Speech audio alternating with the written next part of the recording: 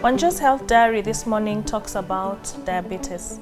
According to statistics in Kenya, 3 to 4.5% of Kenyans today have diabetes. However, Dr. Erick Njenga, who joins us today, says this is a gross underestimation of the burden of diabetes in Kenya today. Welcome, Dr. Erick Njenga. Thank you for that. Kindly introduce yourself, what you do, and define diabetes and why you think this is an underestimation of our burden today. Okay. So my name is Dr. Erick Njenga. I'm a consultant physician, endocrinologist, based at the Aga Khan University Hospital in Nairobi. And the focus today will be on diabetes.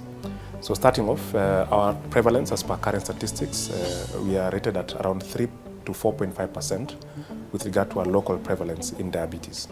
However, data from the International Diabetes Federation as of 2019 shows that in Africa, especially sub-Saharan Africa, is actually a gross underestimation of the actual prevalence on the ground. So it's estimated as many as 75 people are living in sub-Saharan Africa undiagnosed with diabetes. So these are individuals who have underlying diabetes, but probably are not manifesting the classic symptoms that we see, especially in the older age group. And therefore they can walk around for several years with very high sugar, with ongoing damage occurring to their underlying organs, and they don't realize that they actually have diabetes. Okay.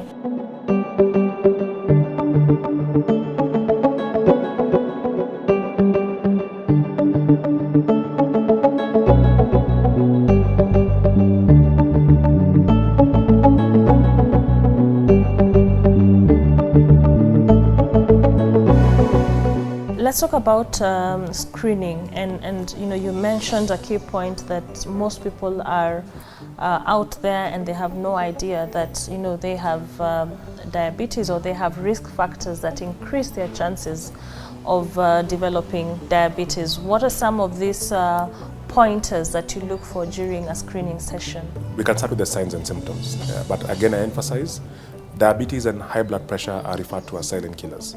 So meaning it's very possible that you can have any of the conditions. For example, you can have type 2 diabetes, you can have a blood sugar even above 20 and not manifest any symptoms. Similarly, there are people who walk around with a blood pressure of 200 over 100 and actually have absolutely no symptoms. So the first thing is to emphasize that screening is very, very important, because a lot of people have these conditions, don't have any underlying clinical symptoms, and most times these conditions are picked up on routine evaluations. So for example, people go to donate blood, for example, or they go for their annual routine insurance screening, and we have these referrals coming into our clinic. So what's important is to know, how am I at risk, or what are my risk factors? The first thing to look at is, for example, your family history. So very, very key. If you have a single member who is a first-degree relative, that means either your father, mother, or any sibling with diabetes, that automatically gives you a 25% risk of developing diabetes. So what we advise anyone at least above the age of 30, if you have one family member who has diabetes, at least every 6 months have your blood glucose checked. And similarly, it's good to also check your body mass index, your waist circumference, and your blood pressure. If you have both parents, for example, or a parent and a single sibling who have diabetes, that puts your lifetime risk of developing diabetes, it's a 1 in 2 chance, 50% risk, and that's extremely high. If you have 3 members, 2 parents and a sibling, the risk goes up to 75%. So we call it the rule of quarters. Every family member who has diabetes significantly increases your risk.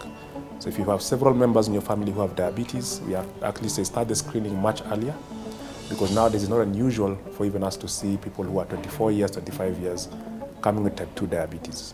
There's been a huge shift in terms of our lifestyle practices. Number one, the big risk factor that has occurred is that most of us are not as active as our parents were. So we have a whole generation of individuals, starting right from the early teens, 10 years. Schools nowadays don't have playgrounds. We know that's a common fact. So the amount of active playtime hours for children has been significantly reduced. Children are now living in the urban areas where security is an issue. They can't go outside to play in the evening. They live in flats on the 6th floor. So all these are factors that contribute significantly to limiting the amount of active time for play that our kids are exposed to through childhood, early teens, and also their early adult life. Number two, our diets also have drastically changed. So of course now with most of our kids, exposure to highly processed carbohydrates is a big thing. Sweetened drinks are actually the major culprits amongst children. So once you have very early exposure for at least 10 years, again also early onset of alcohol intake and smoking also are contributors. These all now tend to push the age demographics that we see for diabetes to a much younger age bracket. Such that the 20 to the 30 age group, where previously would hardly see diabetes, now has become a norm. And every week you could at least see 4 to 5 people coming in below the age of 30 with type 2 diabetes, with hypertension, because obesity now is more common in our society. Okay. So that's the first major thing. Number two also is obesity definitely is one of the major risk factors.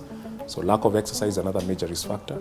So we have simple screening tools where we can look at certain parameters like your body mass index, we look at your family risk, and be able to put these into a calculation that tells us your risk of developing diabetes over the next subsequent number of years is X%. So based on that, we can say that you need early screening and you need to be screened much more frequently. So it's not a matter of doing it once, then you wait for 5 years. But we say if you have significant family risk of developing diabetes, let's say your body mass index is above 30, for example, a waist circumference more than 94 centimeters in males, and 88 centimeters in females.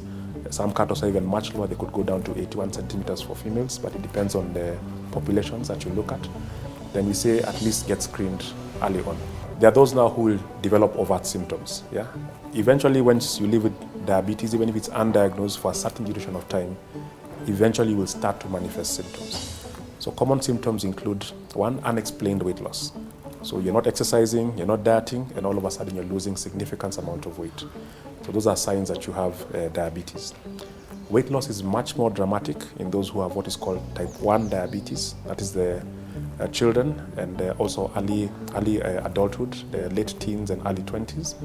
So those can lose even up to 20 kilos in a month. And therefore it's normally easy to pick that up because type 1 diabetes is normally very distinct in terms the symptoms show much more earlier. So they lose a lot of weight, number one. Then you also have symptoms of excessive thirst. Excessive urination is also another one. And these are called osmotic symptoms, and those can be quite dramatic. People can drink large amounts of water per day and still not perceive that their thirst is being quenched. Or they could go to the bathroom several times in a day, having to wake up in the middle of the night several times a day are some of the major symptoms. Okay. We also have recurrent infections. So frequent urinary tract infections in women, Candida is another common infection that can be seen recurrently in women. In men, they can also get urinary tract infections. Common colds, wounds not healing are also other common things that we can see in the setting of diabetes. The other one is visual blurring. So because the sugars are excessively high, we also have changes that occur in your lens. So your lens has to absorb much more water, and that interferes with how the refraction of light occurs in the eye. So visual blurring is another key symptoms. Feeling tired or fatigued all the time. You've had a full night's rest, but you're feeling excessively tired, and that progresses throughout the entire day. There's also mental fogging. Some people say that they are not able to think clearly. That's also another common symptom that we see in patients. And other symptoms, can vary from person to person. Some people do get headaches sometimes. They could get a bit of dizziness. So all these are things that can happen in the setting of diabetes. But like I said, in type 1 diabetes, these symptoms are much more distinct, and therefore we diagnose it much earlier as compared to what we see in type 2, whereas people can remain asymptomatic for some time, but eventually they start to manifest with these symptoms. The other common symptoms that people can get is tingling, especially in the extremities. That means on the hands and also from the knees downwards. We call these are called a glove and stocking pattern, where the nerves in the extremities are actually damaged because of high sugars, and they can get what is called either a burning sensation, can be very prominent at night, such that people are forced to wake up at night. Some have to uncover their feet, even have to dip their feet in cold water to try and relieve the pain. Or they could get sensation of insects crawling on their feet. Some of them describe it like that. Or pins and needles, where they feel they could actually be stepping on sharp objects. So this is what is called neuropathy, and also a very, very prominent symptom. And at times some of the earliest symptoms that are seen in the setting of diabetes. Okay. Yeah. you.